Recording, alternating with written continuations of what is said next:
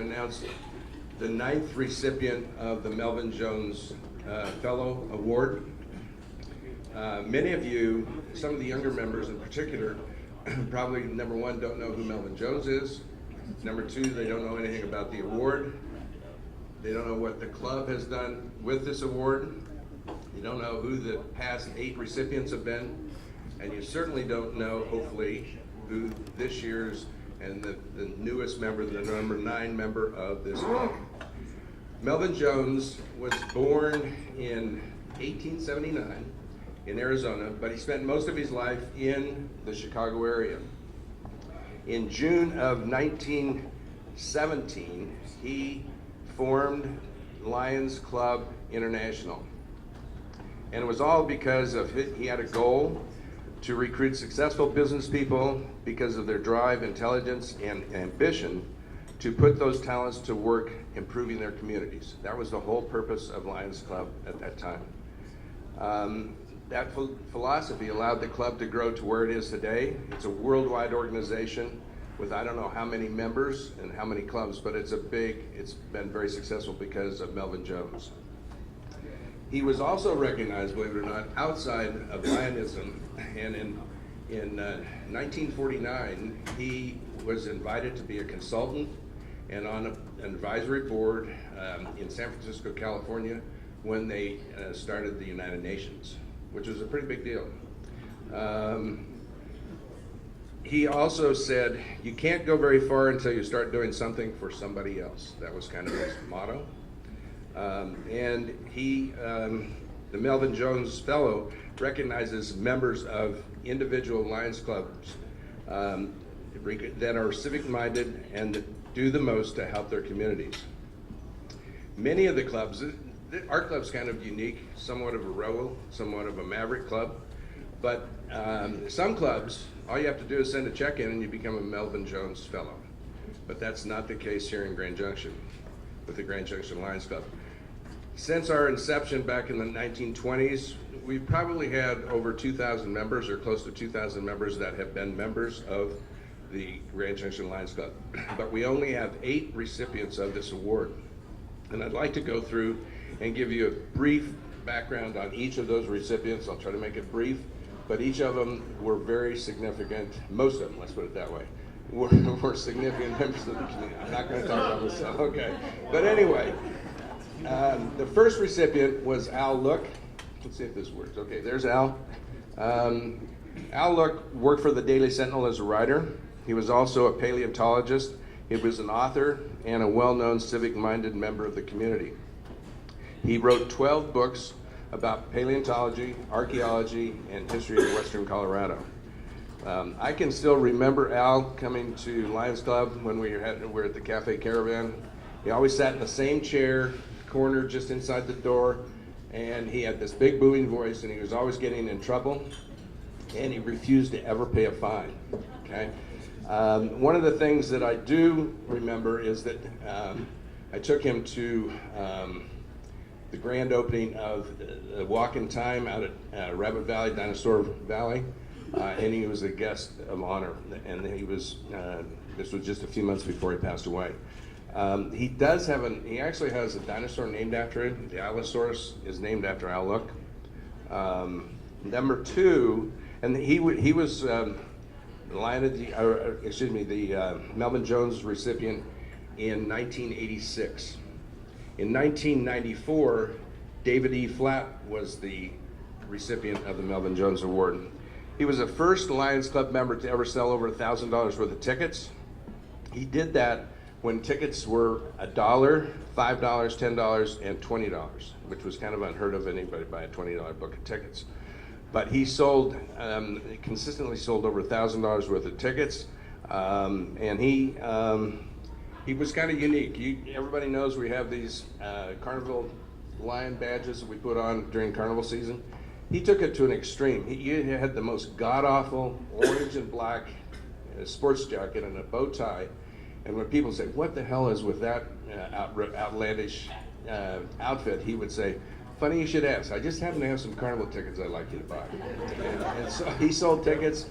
He joined the club in 1944.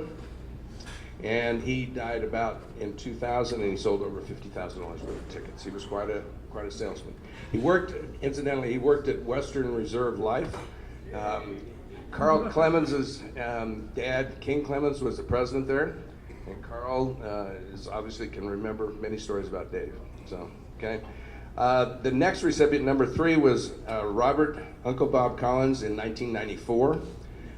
He was a Melvin Jones recipient. He was also president of the club in 1970-71, Lion of the Year in 1974. He was in the broadcasting industry. He had this great radio voice. One of the last jobs he had was he's part owner and in management at K-Star Radio. Because he had such a great voice, he also was the announcer MC of our infamous Carnival Parade down at 5th and Main.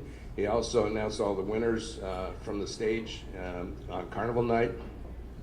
The most significant thing about Uncle Bob Collins was that he wrote a book, a hardback book, and I intended to bring it today, but it was the first 50 years of the Grand Junction Lions Club, and he wrote that book. The 4th recipient is Al Cornelissen. He was the Melvin Jones winner in 1994. He joined the club in 1954, was president in 1959 through 1960, and was Lion of the Year in 1964. He was the president of Grand Junction Steel, and he grew that organization for that company from 2 employees to 250 employees, and they sold steel products, mostly bridges, overpasses, steel seating, and so forth throughout the world. A couple of significant things: he helped establish the Parks Improvement Advisory Board. He was on the original Powderhorn Ski Area Board of Directors. And he also proposed that Stoker Stadium be a dual-purpose stadium with both baseball and football. And he actually installed the first steel seating in Stoker's on Sam Simplizio's side of the field. Another thing, a significant thing he did is he put up of his own money $250,000 and challenged CMU, now Mesa College, to open a trade and tech school, which is now Western Colorado Community College. The next is number 5, Russ Soderquist. Russ joined, and he received it in 2001. He joined Lions Club in Geneva, Illinois, and he was president of that club. He then moved his membership to Denver, and then in 1969 he came to Grand Junction. He was secretary of the Grand Junction Lions Club, and he was a member for over 50 years. You know, he was kind of an interesting guy. He got this award for a little different reason, quite frankly. He never was satisfied with anything that we did. You know, and he always was writing letters, and we always knew who the letters came from because they were done on a manual typewriter. It was pretty easy to figure out that Russ was up to his complaints, but quite frankly, he did steer us in the right direction most of the time. So, number 6 is Kevin Wagner, and I'd like to introduce Twyla Wagner, his mother.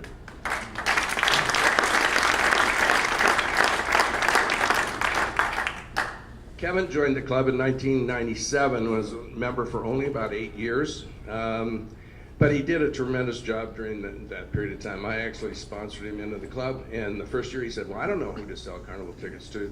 So he went through his friends and sold those tickets, but then he proceeded to go door to door in various different neighborhoods in the community, and ended up selling a kind of a record of $2,700 worth of tickets that year, his first year in the club. At one point, he contracted cancer, and at one point, while he was going taking chemotherapy, and he was really in bad shape, he, through his perseverance and determination, he sold $11,000 worth of tickets that year, which is a big accomplishment. He also set up shop at the Rock Slide every year during Carnival season, and he would sell tickets at the Carnival, tickets there. And to this day, up on the board, you see all the different beers that they sell and market. There is a Widowmaker wheat, and it's also known as the Kevin Wagner wheat. In that 7 to 8 year period of time, Kevin did a remarkable job selling tickets, and he sold over $50,000 worth of carnival tickets, which was a heck of an accomplishment. I don't know that we want to look at the next guy, but anyway. So I don't know. I'm just gonna let's change the subject. Marty, welcome to club. We're glad you're here.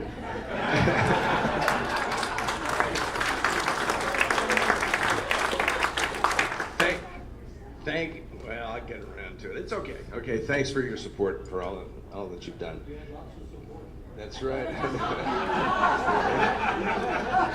I think that was probably the one I needed the most support of all the years and all the parades. Okay. I did join the Lions Club in 1977. I was president of the club in 82 and 83, and it was Lion of the Year in 1994.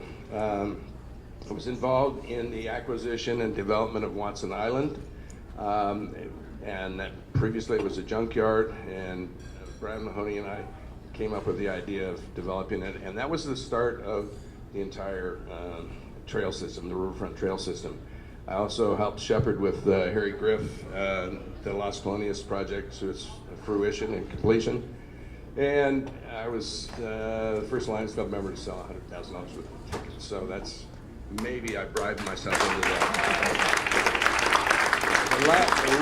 Number 8, the last recipient that we've had with this is Lion Tilly Bishop.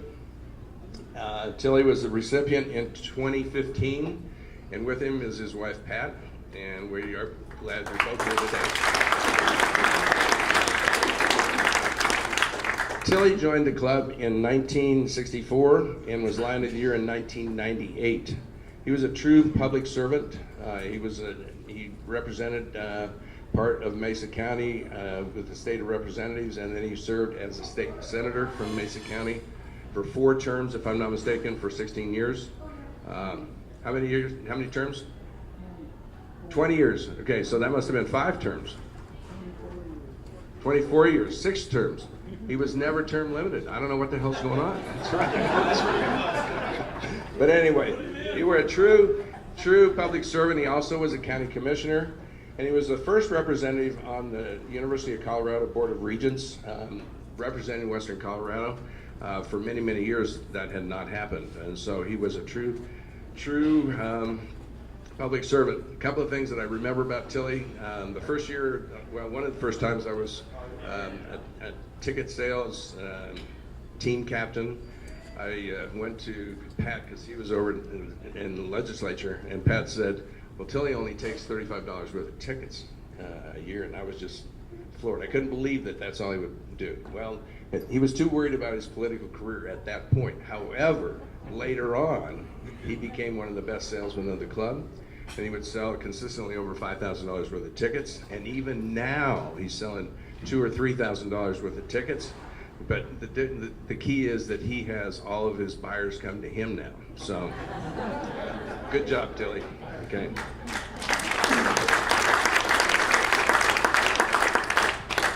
And now we're at number 9. And this significant award goes to a very special, one of our best, Mr. Lion Brian Mahoney.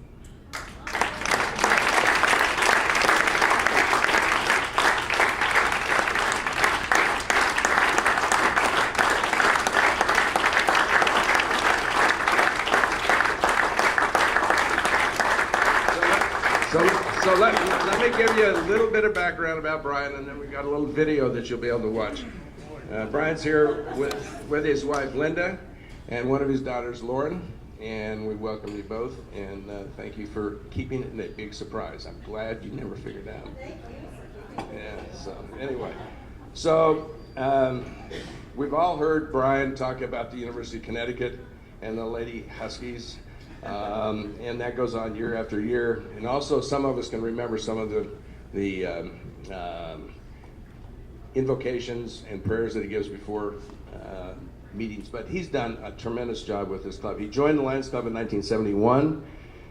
At that time, or shortly thereafter, he was appointed to the 4-man. There were only 4 people who were involved in the organization of the carnival each year, and you went through the chairs. Brian still says to this day that his was the biggest carnival ticket sales ever. He also prefaces that with the fact that he does that because of inflation.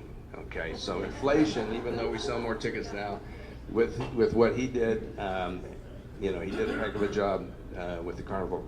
He also was president from 1979 to 1980. He was Lion of the Year in 1993.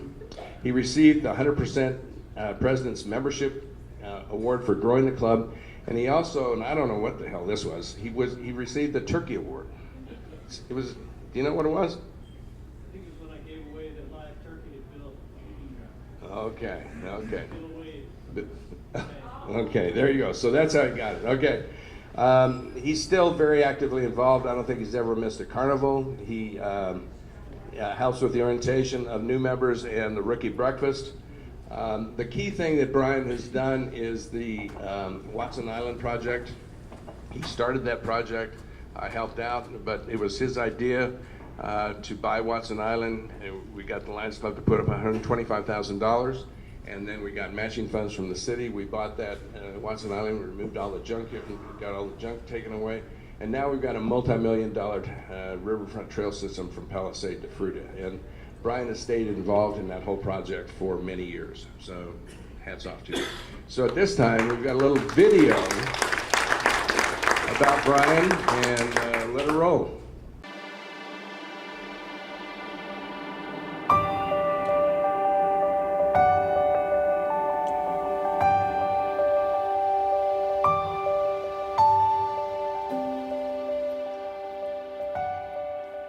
My dad is known as the big kahuna in our family. He's the oldest of 5 boys, and he's been a wonderful role model in my life. We decided one evening to go over to Harry M's at the disco and have a couple of cocktails and just go dancing. And so we go into the bar, and lo and behold, there are Brian and Linda sitting there at Harry M's disco, and that was my first meeting that I recall, that I can remember right now, where I actually met Brian and his wife Linda. He's kind of a gray-haired looking guy, been around a while, done and seen a lot of things in Grand Junction. Real active in his retirement years with the church. Had a great career as an insurance guy. Real active with the Lions Club. Well, loyal is a very generic word, but he's truly loyal to whatever it is that he takes on, and he doesn't let anybody down. His character is, he's patient, and he's principled, and he's charismatic, and he's kind, and he will sit with you and do homework or teach you to ski, and he is affable and has a wicked great sense of humor and can remember jokes like no other. And he cares about people, I think, is what it amounts to. I think whether that's somebody that he was involved with in insuring their automobiles or their lives or whatever the case might be, I think he took everybody and treated them with respect, and I think he does that throughout all of his dealings with people, here in the community. Well, Brian's one of those guys that he's enigmatic in everything that he's touched in Grand Junction. From his influence over the Lions Club, through his activities at the riverfront, through his business acumen in directing all kinds of different projects. His flamboyant antics of acting as an MC, and his fantastic sense of humor, his quick wit, and all of those kinds of things. Brian has just had an effect on this community that has just really been fantastic. I think he's really made his mark. And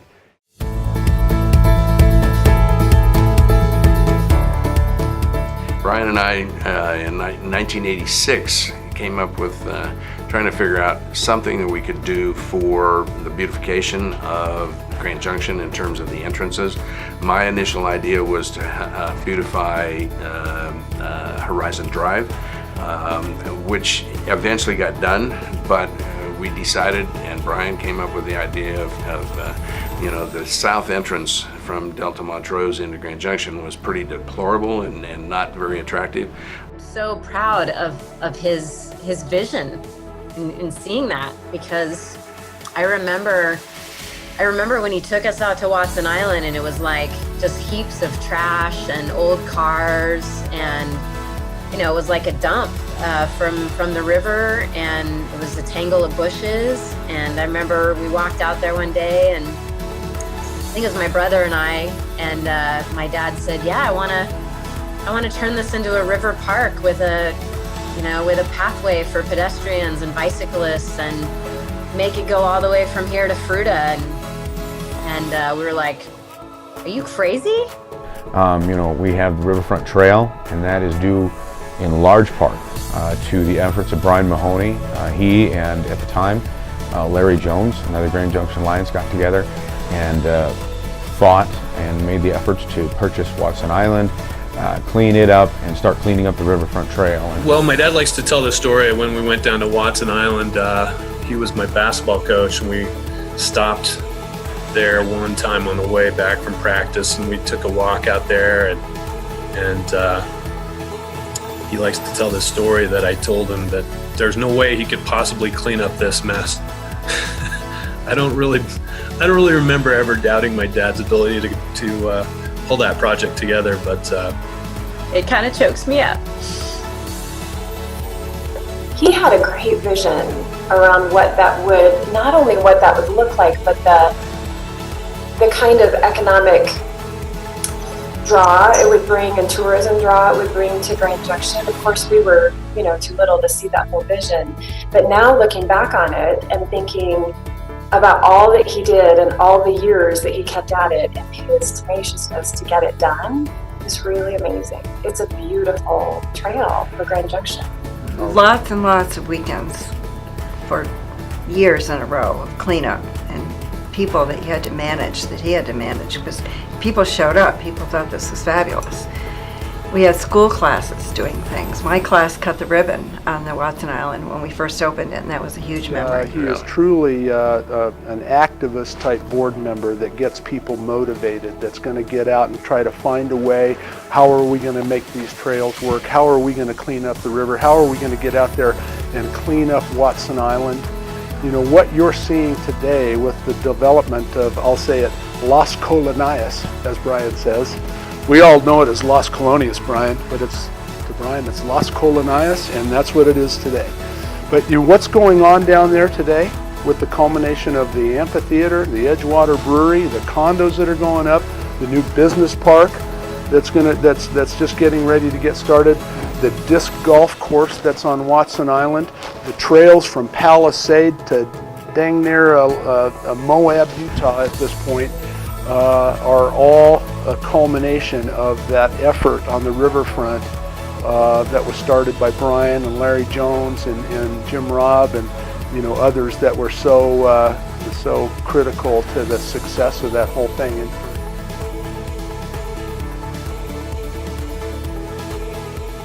The isms. Let's see. I'll give you a couple of Brian isms. There are a few Brianisms. I can tell you some of my favorite. He who hesitates is lost. Another is, if something's worth doing, you should do it right. His curfew for me was always midnight, and I would say, "Why?" And he'd say, "Well, because nothing good ever happens after midnight." Nothing good ever happens after midnight. Don't get in a piss and fight with a skunk. Don't get into a pissing contest with a skunk. And my favorite, and the grandchildren's favorite, I believe, is a little quote called, "The dumb suffer." The big one in his family is the dumb will suffer. And don't shovel shit into a fan. Don't shovel shit in the fan, that sort of thing. Transcend the bullshit. Transcend it. And he actually had a t-shirt that at one point he used to wear around, and it had this funny symbol, and it said "Transcend the bullshit." And I I think of him often when in my life there's just, you know, stuff happens and it's so frustrating and it's like, okay, I'm not gonna get hooked into this. I'm gonna take the high road. And It's black humor and at its finest, and the grandkids giggle every time. Now, he used to say it to us as kids, and now we all say it to our kids, and they think it's funny, and it rings true in lots of situations.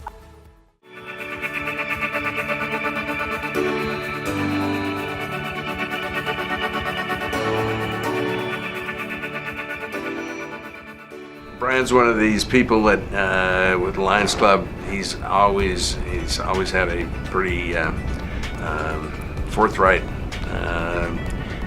attitude towards the club and the members, but he also had a very upbeat attitude and was always very positive about the direction of the club and what we were accomplishing and how we made our club a special Lions Club. A little unknown fact, I think, that most people would find interesting about Brian Mahoney is, obviously, in the history of our club, we've had thousands of members come in and out of the Grand Junction Lions Club, and thousands of members over the years. In that period of time, with the carnivals that we've done, we've raised probably a little over $7 million, and we've been giving that back to the Mesa County in one form or another through great organizations and projects and events.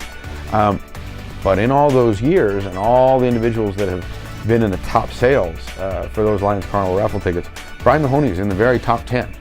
He might be in the top 5, but I know he's in the top 10 of all-time sales. My earliest memory was being Pete's Dragon, a little paper mache dragon on a wagon that was pulled down Main Street. But yeah, we always did that every year. We've done Shrek. He and Fulton have done maybe 15 or 20 years of doing things like Beavis and Butthead and I can't remember. I remember Beavis and Butthead. and Brian Mahoney's been famous for some of his costumes. I mean, obviously there's the infamous Beavis and Butthead incident. there are a couple others that they have been asked to leave City Market because they were selling Lions ticket in these ridiculous outfits. But probably one of my favorite costumes he ever did was he reenacted a costume of a famous individual that used to be in Grand Junction for years, and that was Speedo Man. And Brian Mahoney went down Main Street on a bike, dressed as Speedo Man, and was a fantastic representation, or at least he felt he was. Yeah, I remember like being kids and pulling a wagon and throwing candy and feeling really special because I was in the parade. And then, I remember the night of the carnival was just a madhouse. It was like all of us kids got to run around, and there was that paddle, there was that circular thing, and I remember the sound of that very clearly.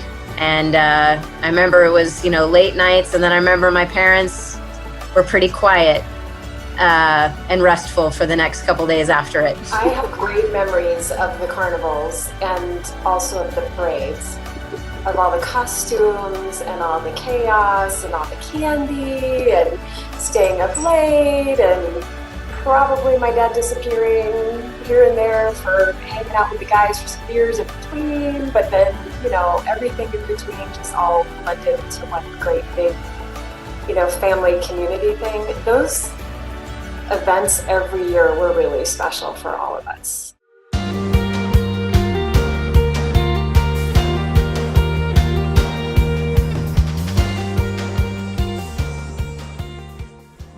The Melvin Jones Award with the Grand Junction Lions Club is not an award we give away lightly.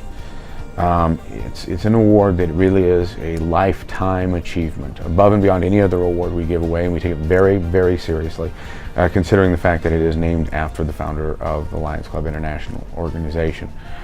We've had very few actual recipients of the Melvin Jones Award in the Grand Junction Lions, and therefore you can tell how serious we take the award. And Brian Mahoney definitely deserves to be in that esteemed company with some of the great members that we've had in this club. Congratulations, Brian. He's a pretty modest guy.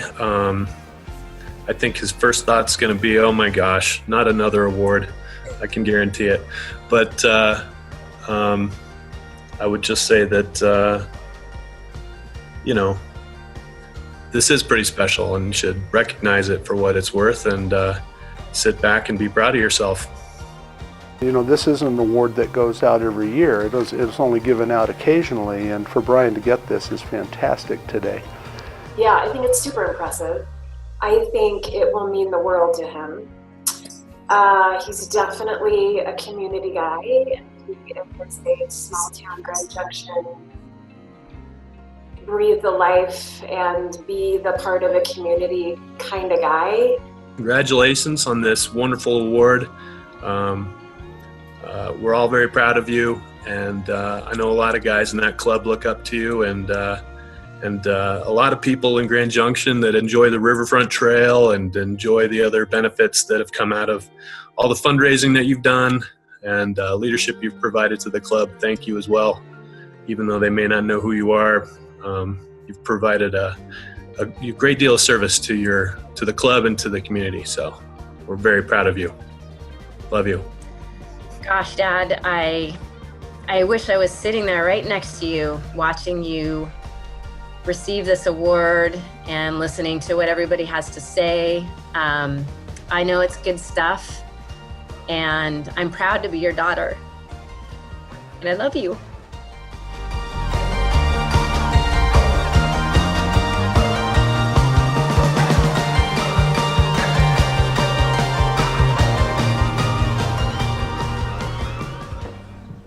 Unaccustomed as I am to public speaking. Thank you to whoever figured this out. I'm really glad I didn't have to die to see all this nice stuff.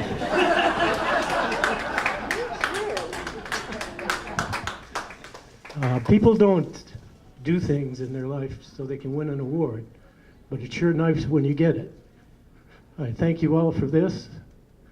Seeing my kids up there talk about me, on the one hand cracks me up, on the other hand makes me sad. I guess a few things work because of their mother. Fortunately, they never hung around with us on the night of the carnival. Not very long. We had a lot of great carnivals and a lot of great times selling tickets and a lot of great times with all of you here. Thanks very much.